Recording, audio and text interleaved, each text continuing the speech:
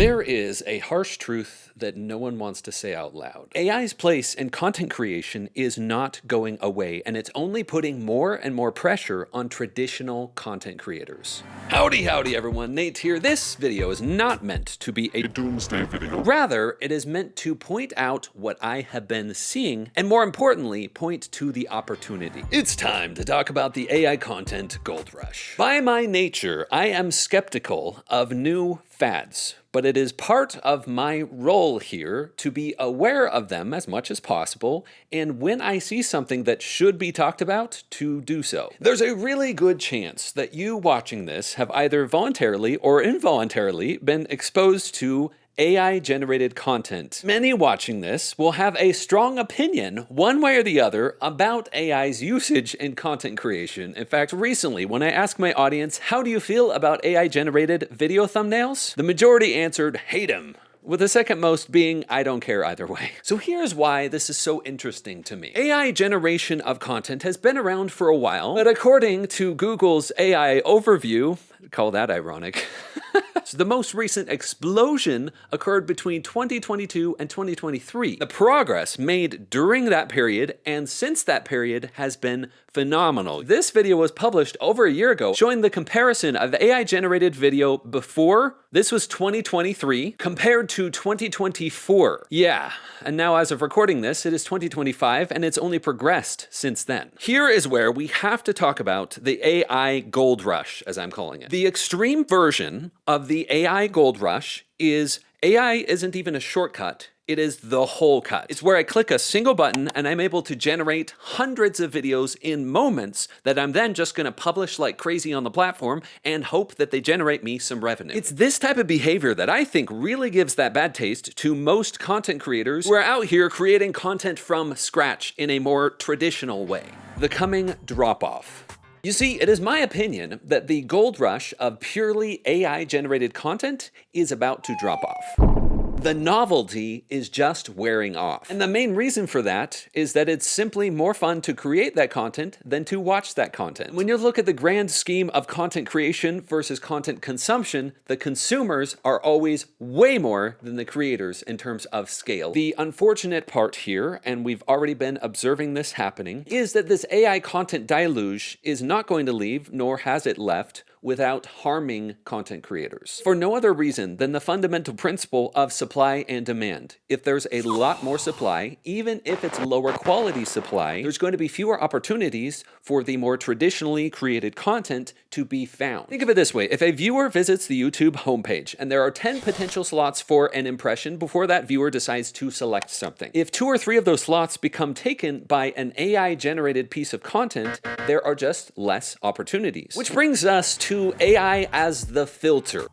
I've started to think about it differently, and I invite you to consider this train of thought as well. AI content, AI tools, AI enhancements are not the future in a pure form.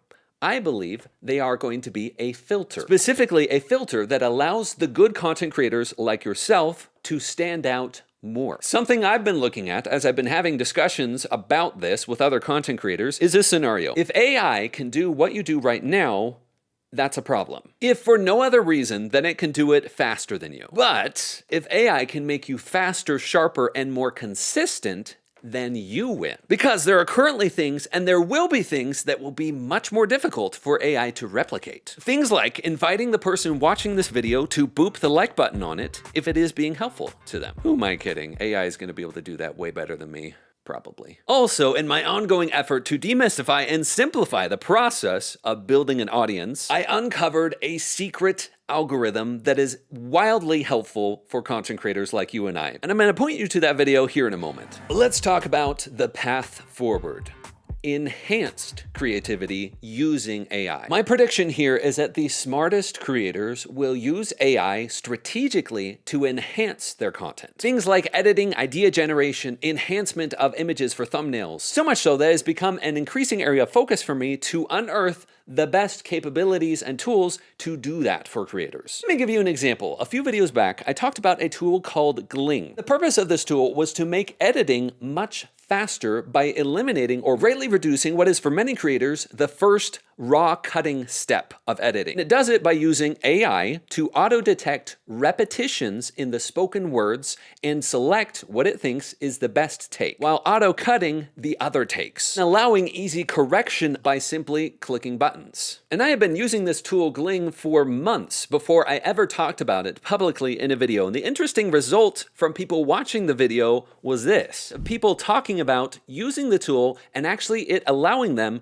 to take back their time. Like this one, for example, from the creator @friend Maria Adriana, who also included a very generous super chat saying, Gling makes 800 cuts to my videos I uploaded. I wonder how many cuts it makes for me. Oh, you've got me beat. This video, for example, it only made 592 cuts. But the thing I wanted to highlight with this comment in particular was, now I can spend my Thursday nights playing with my daughter instead of sitting on an editing app. Now, in the greater context of talking about AI enhancement, this is the kind of thing I'm talking about. Yes, I recommend Gling. Yes, I spoke with Sefi, the founder, to get you a really awesome deal if you want to try it out. And no, you don't have to use it or any other AI tool to make great videos. What I'm saying here is I think that the future of AI content is this type of thing. Which brings us to the next step, the future of AI and you and I. Wow, that's kind of catchy.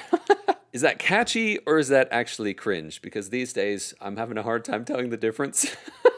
If you're anything like me, you might be feeling a bit overwhelmed by all of the innovation and change that is occurring when it comes to content creation. Now, let me invite you into my sitting room here as we sit down and sip something delicious and bubbly to describe how I'm thinking about it. I like to think of it this way. When an innovation occurs, first, a new way of doing something is introduced. Next, people are divided into early adopters and resistance. On the one hand, we see a wide open space for this new trend that the early adopters are hoping catches on. And on the other, we see additional reasons for why the old way is actually better. There's also potential for a third group of people here, the ones that do their best to understand it and adopt it in a way that fits them and their audience. And as I sit back and swirl my drink, I'd say my words of wisdom here. When it comes to AI, it's not about replacing yourself per se. Although there are AIs that are currently and will become more capable of doing just that. At this point, at least for the next few years, it's much more about enhancing capability. Because, as I pull my umbrella out of my drink here, humanness